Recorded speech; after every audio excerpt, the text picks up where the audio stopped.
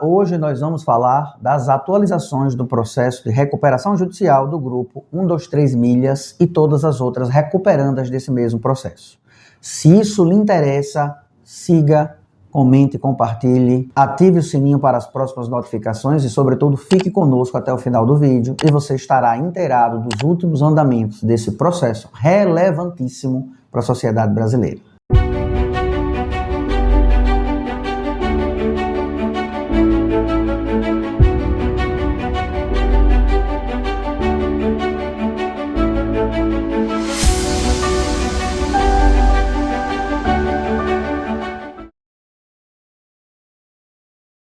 Nós vamos iniciar relembrando que o último ato do processo foi a realização de uma audiência extrajudicial, requerida pelo juízo, com as recuperandas, com o Ministério Público e com os advogados que representam todas elas. Essa audiência extrajudicial tinha um objetivo principal: definir estratégias e passos para que o processo de recuperação judicial caminhasse para frente.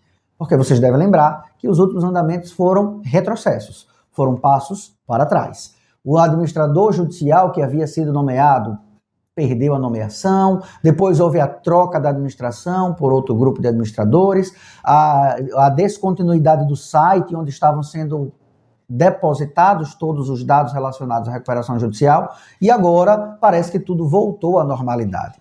A audiência extrajudicial, portanto, tinha a intenção principal de definir prazos para os próximos andamentos. Isso aconteceu.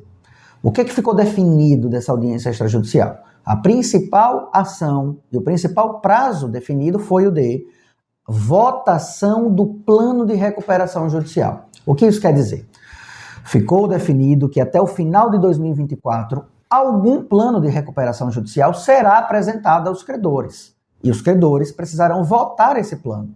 Ele será aprovado ou reprovado até o final de 2024. Então, nós esperamos que até dezembro de 2024, esse plano de recuperação judicial seja votado e seja aprovado ou reprovado pelos credores. É importante lembrar nesse tópico que, quando nós falamos de votação dos credores, existem classes de créditos que têm prioridade sobre outras classes de crédito.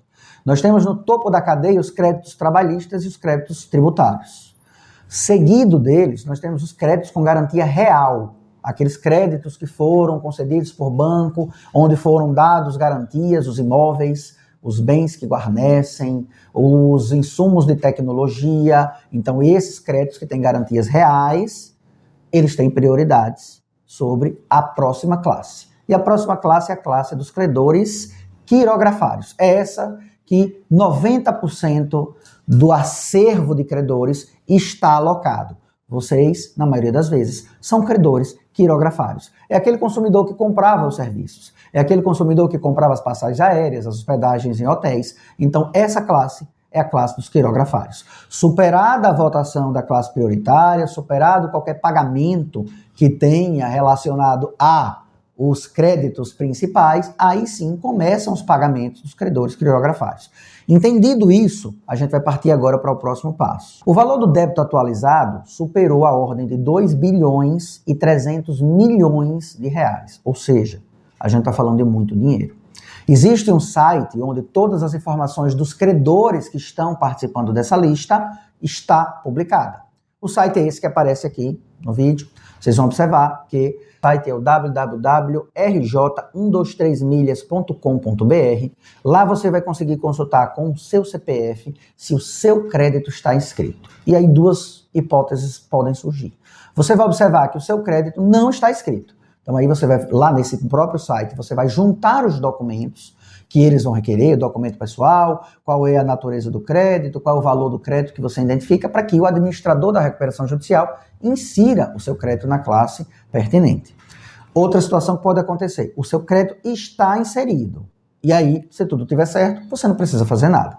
Mas pode existir também a hipótese em que você confere o seu crédito, ele está inscrito, mas está inscrito em um valor menor. Como, por exemplo, você tinha um crédito inicial, que era da sua compra, do produto ou do serviço, e depois você ajuizou uma ação. E nessa ação judicial, o seu crédito aumentou, porque você ganhou também um dano moral. Então veja que o crédito que está escrito não está na sua integralidade. Não é o valor que você pagou somada ao dano moral. Se isso acontecer, você também deve juntar no site da recuperação judicial os documentos relativos à ação judicial, à sentença ou cumprimento de sentença, para que o administrador possa corrigir o valor do crédito que está escrito erradamente. Tá bom, tudo bem, superamos já todas essas linhas introdutórias. Agora vamos ao plano. Nós temos a expectativa de que o plano seja votado até o final de 2024, dezembro de 2024. E duas hipóteses podem surgir da votação do plano. O plano pode ser aprovado. Se ele for aprovado, o que é que virá de lá, doutor Ricardo? A expectativa é que o plano seja votado e aprovado e existam possibilidades, planejamentos para o pagamento dos credores que estão na lista. Mas nós devemos esperar o recebimento integral desses créditos? Não, não devemos. Sendo muito honestos com o que acontece no Brasil e com os planos de recuperação judicial, o que há de se esperar em uma aprovação do plano de recuperação é descontos agressivos nos créditos. Eu tenho 15 mil para receber. Vai haver lá uma sugestão de um desconto de 50% para que esse pagamento seja realizado a você em um parcelamento de 10 vezes, de 15 vezes, de 20 vezes, sem juros ou com juros corrigidos pela TR. Veja que tudo isso são exemplos do que habitualmente nós enxergamos em processo de recuperação judicial, quando os valores são muito significativos. Então, o plano aprovado, ele vai trazer opções de pagamento com desconto, com deságio e parcelamento, para que aqueles que querem possam solicitar os seus pagamentos. Todos os credores serão pagos? Se o plano de recuperação for aprovado, todos os credores precisarão ser pagos. Porque isso implica dizer que a empresa se recuperou. Isso implica dizer que a empresa voltou a operar. Então ela tem que assumir com o pagamento de todos os credores, mediante o desconto que foi apresentado e aprovado e mediante o parcelamento que foi apresentado e aprovado no plano da recuperação judicial. Mas todos os credores precisam ser pagos, abatidas esses descontos. Se o plano não for aprovado, doutor Ricardo, então aí é um outro cenário, sim. Se o plano não for aprovado, aí a recuperação judicial não pode seguir, porque não teve aprovação do plano de recuperação. Isso implica dizer que a empresa faliu. Então será convertida a recuperação judicial em falência. E aí é um outro cenário.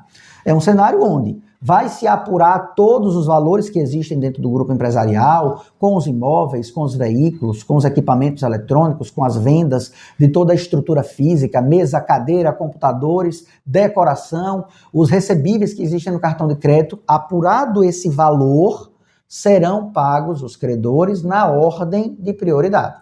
Então, os créditos trabalhistas serão os primeiros, os créditos tributários virão, depois os créditos com garantia real virão a serem quitados, e por último, os credores quirografários, que são a maioria dos créditos, começarão a ser pagos. E aí é de se esperar que nem todos os credores recebam valores, porque em algum momento vai acabar o saldo deixado pelo grupo 123 Milhas na apuração de créditos que eles tenham. Então, convolada a recuperação judicial em falência, é o salve-se quem puder. Muitos dos credores não vão receber os valores, porque no momento que acabar os valores apurados, não terá mais condições de pagar nenhum dos credores. Esse é um momento de muita atenção e cuidado na aprovação do plano de recuperação judicial. Isso deve ser colocado na balança. Os credores, naquele momento de votação do plano de recuperação judicial, devem entender que se ele não for aprovado, o outro cenário é o da falência. Uma outra dúvida que nos surge nesse momento é: a empresa em recuperação judicial nesse cenário, ela pode continuar funcionando? Ela pode continuar vendendo pacotes promocionais, pacotes de viagem ou de passagens aéreas? A gente viu uma reportagem em uma mídia de grande circulação dizendo que a empresa não deveria fazer nenhum tipo de operação, que a empresa ela está frustrando os sonhos de vários consumidores, mas isso é um contrassenso jurídico e um contrassenso informativo para toda a população. Porque o plano de recuperação judicial tem exatamente esse objetivo. Só pode se recuperar quem está funcionando. Se você não consegue mais funcionar, você não pode se recuperar. Você faliu. Então, enquanto a empresa estiver na recuperação judicial, ela deve continuar pagando os credores e vendendo os pacotes de serviços que ela tem como objetivo principal. Não à toa, nessa audiência extrajudicial recente, ela demonstrou que depois da recuperação judicial de agosto de 2023 para cá, ela já embarcou mais de 1 milhão de passageiros. Ou seja, ela tem cumprido os contratos. Então ela precisa continuar vendendo até para pagar os funcionários que estão ainda admitidos e prestando serviço. Ela precisa continuar vendendo para conseguir pagar os contratos novos e reservar parcela de dinheiro para pagar os débitos antigos. Se ela não funcionar, não existe plano de recuperação judicial. Então é natural, é juridicamente possível e legal, é um conteúdo informativo trazer a ideia para vocês de que a empresa deve continuar funcionando.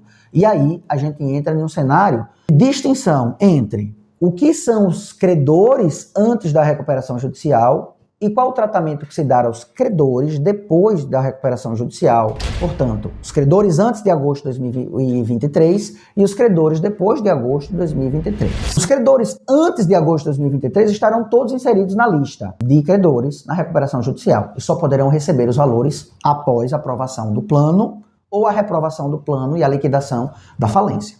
Os credores depois do pedido de recuperação judicial têm outro tratamento. É esse pessoal que está comprando da empresa em recuperação judicial. Por que eles têm outro tratamento? Porque eles demonstraram confiança. Eles demonstraram que vou investir na empresa em recuperação judicial porque quero dar a ela sobrevida, porque quero que essa empresa não venha a falir.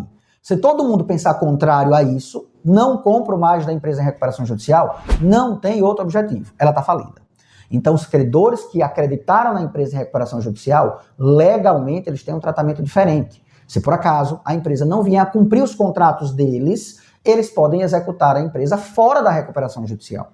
Eles podem, por exemplo, bloquear valores. Eles podem, por exemplo, expropriar bens, sugerir o bloqueio cisbajude, a venda de um ativo da empresa, de um veículo, de um carro, de uma moto, de um computador, porque eles não se submetem ao plano da recuperação judicial. Eles são credores especiais. Eles são credores que têm um tratamento especial pela lei. Portanto, aqueles que comprarem da empresa podem executar a empresa fora do plano de recuperação judicial e nós sugerimos que acreditem na empresa. A empresa só tem condições de se recuperar se a sociedade acreditar no tratamento e na prestação de serviços que ela se propõe. Não à toa, como dito na audiência extrajudicial, ela já embarcou mais de 1 milhão de passageiros em voos e hotéis depois do pedido de recuperação judicial. Portanto, é natural, sim, que a empresa continue funcionando. E é assim que ela tem que fazer. Portanto, superado todos esses últimos andamentos e agora vocês estão absolutamente atualizados no estágio do processo de recuperação judicial, o que é de se esperar?